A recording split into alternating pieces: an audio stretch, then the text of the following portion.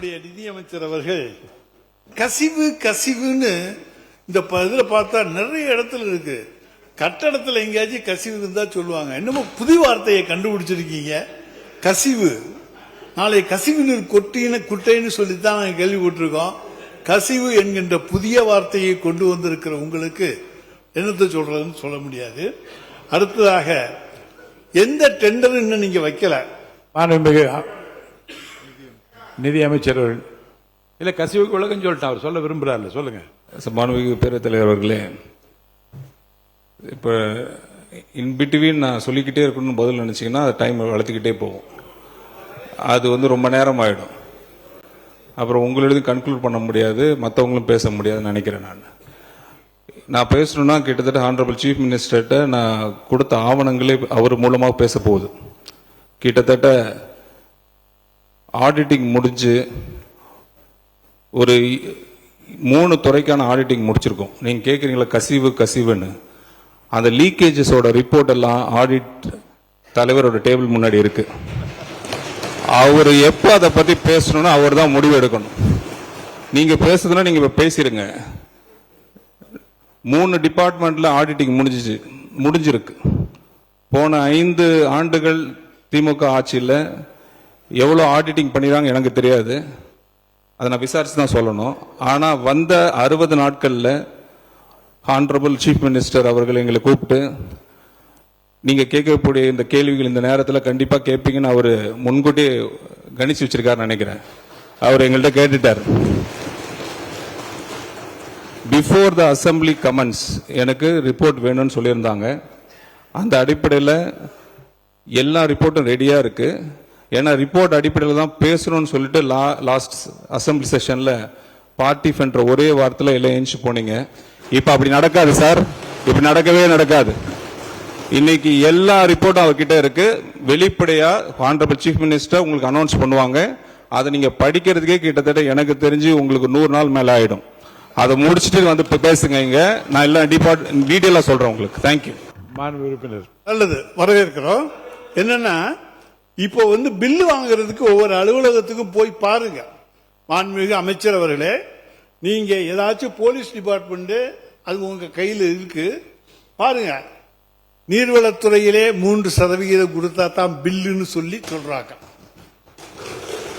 பொதுப்பணித்துறையிலே 5%. நீர்வளத்துறை அமைச்சர் மாண்பு பேரவைத் தலைவர் அவர்களே, அவர் ஆதாரத்துடன் சொல்லணும். அது பழைய காலம். அது இந்த காலத்துல ₹1 நாங்க வாங்கணும்னா இந்த இடத்துல நாங்க எங்களை உட்கார வைக்க மாட்டார் எங்களுடைய முதலமைச்சர்.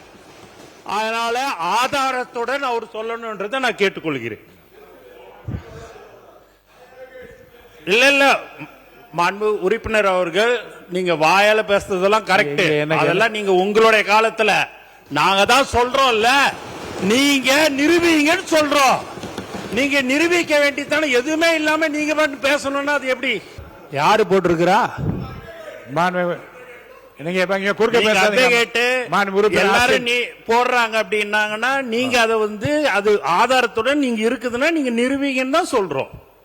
நீங்க எதுவுமே நீங்க என்னங்க நீங்க பில்லுக்குன்னு சொல்றீங்க, அதுக்கு இந்த மாதிரி பில்லுக்கு கொடுத்தாங்கன்னு சொல்லுங்க. அது ஏன்னா பழக தோஷமா இருந்திருக்கலாம்னு நான் நினைக்கிறேன். உறுப்பினர், எங்கே இருக்கிறார் எங்களுடைய தலைவர் என்று கேட்டவர்களுக்கு சொல்லுகிறோம். மகளிர் உரிமை தொகை வாங்குகிற ஒவ்வொருவருடைய உள்ளத்திலும் இருக்கிறார். புதுமை பெண் திட்டம், தமிழ் புதல்வன் திட்டம், இவற்றிலே பயனடைந்திருக்கின்ற பயனாளிகளுடைய உள்ளத்திலே இருக்கின்றார். அதை போல இன்றைக்கு பேருந்திலே, அரசு நகர பேருந்திலே பயணம் செய்பவர்களுடைய விடியல் பயணத்திலே அவர் இருக்கின்றார். விடியலை நீங்கள் எடுத்து விட்டீர்கள், பரவாயில்லை. தமிழ்நாட்டுக்கு விடியல் எங்களால் மீண்டும் கிடைக்கும். எனவே அந்த விடியல் பயணத்தில் அவர் இருக்கின்றார். மாண்புமிகு நிதி அமைச்சர். மாண்புமிகு பேரவைத் தலைவர் அவர்களே, சீனியர் மோஸ்ட் இந்த ஹவுஸ் அவர் சொல்லியிருக்காங்க, அவங்க தலைவரை எங்கே தேடுவோன்னு சொல்லியிருக்கிறாங்க, எங்கே கண்டுபிடிப்போம்னு சொல்லியிருக்காங்க, எங்கே பார்க்க முடியும்னு சொல்லியிருக்காங்க. மகள் உரிமை தொகையை பற்றி நீங்கள் கேட்டிங்கன்னா தலைவர் நேம் தான் வரும்னு சொல்லியிருக்கீங்க. ஏன் இன்னும் அடிஷ்னலாக ஒன்று நீங்கள் மிஸ் பண்ணிட்டீங்க. தமிழ்நாட்டில் இருக்கிற ஒவ்வொரு தலைமையிலையும் 1,28,000 கடன் விட்டது போனது நீங்கள் தான். அங்கே தான் அவர் தேடணும்னு நினைக்கிறேன் நான். ஒரு ஹெட் கவுண்ட் மேலேயோ 1,28,000 கடன் இருக்கு சார்.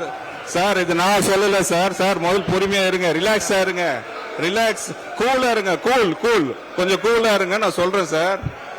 இது சார் அவங்க சொன்னாங்க தான் நான் சொல்றேன்.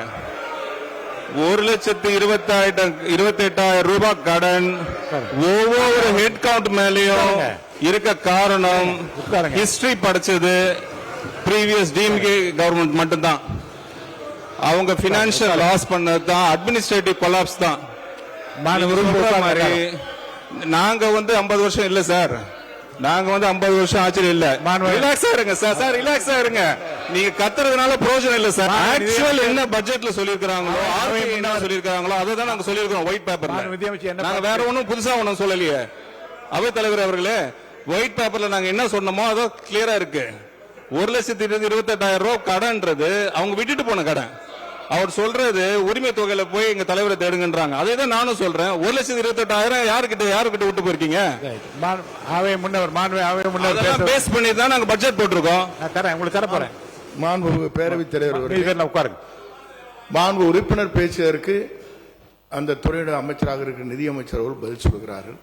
நீங்கள் எல்லோரும் எழுந்து கூச்சலிட்டால் எப்படி சபை நடைபெறும்? மாண்பு பேரவைத் தலைவர் அவர்களே, நீதித்துறை பட்ஜெட் தாக்கல் பண்ண பிறகு நீதித்துறை செயலாளர் அவர்கள் விளக்கமாக சொல்லியிருக்கிறார். கடன் என்பது இன்னும் 50 ஆண்டு காலம் போனால் கூட அது அடைப்பதற்கு வாய்ப்பில்லை. ஆனால் ஒவ்வொரு அரசும் கடன் வாங்கிதான் தொடர்ந்து அதை செய்யப்பட வேண்டும் என்று நீதித்துறை செயலாளர் அவங்களுடைய செயலாளரை சொல்லியிருக்கிறார்கள். நாங்கள் 1,28,000 ஒரு தனிநபர் கடன் என்று சொன்னால் நீங்கள் 60 நாட்களுள்ளாக 20,000 கோடி கடன் வந்திருக்கிறது. எனவே இல்ல, அதை நாங்கள் ஒரு குறையாக சொல்லவில்லை. அரசாங்கம் நடத்துவது என்பதே தொடர்ந்து தன்னுடைய முன்னேற்றத்திற்காக கடன் வாங்கக்கூடிய நிலையில் தான் அரசு நடந்து கொண்டிருக்கிறது. இன்னும் சொல்ல போனால் இது ஒரு அரசு எவ்வளவு கடன் வாங்க வேண்டும் என்று நிர்ணயிப்பதே ரிசர்வ் பேங்க். அவங்களுடைய அனுமதி இல்லாமல் கடன் வாங்க முடியாது. எனவே வருவாய் இருக்கிற போது ரிசர்வ் பேங்குடைய அனுமதியை பெற்றுதான் கடன் வாங்கி இருக்கிறோம். எவ்வளவு கடன் அல்ல, எவ்வளவு திட்டங்கள் நிறைவேறி இருக்கிறது என்பதை பாருங்கள், எவ்வளவு புதிய திட்டங்கள் வந்திருக்கிறது என்பதை பாருங்கள். அதுதான்